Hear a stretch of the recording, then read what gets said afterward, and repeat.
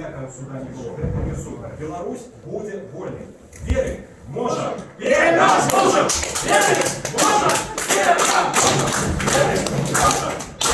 Я вельмі рада, што я побачила Паўла, таму, в прынцыпе, все іншыя пачуцці ў мяне на іншы бок адышлі. Я пакуль што такой эйфарыі, мне здаецца, што нават калі ён будзе сядзець 7 год, то я як бы дачакаюся, но так не будзем гаварыць. Мы родныя думаем, што яны не будуць сядзець, канешне, гэты прысуд.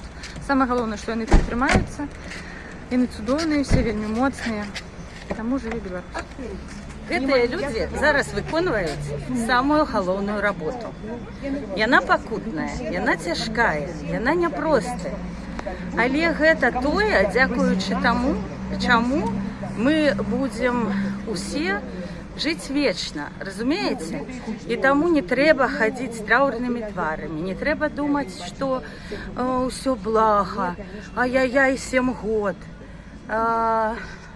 Па-першае, ад нас залежыць, ці гэта будзе 7 год.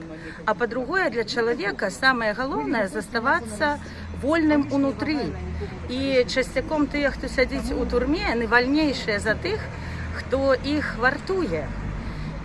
І не трэба плакаць, не трэба печалавацца, не трэба сумаваць. Перамога будзе, і гэтыя людзі чакаюць яе яшчэ больш, чым мы тут з вами з траўрнымі тварамі.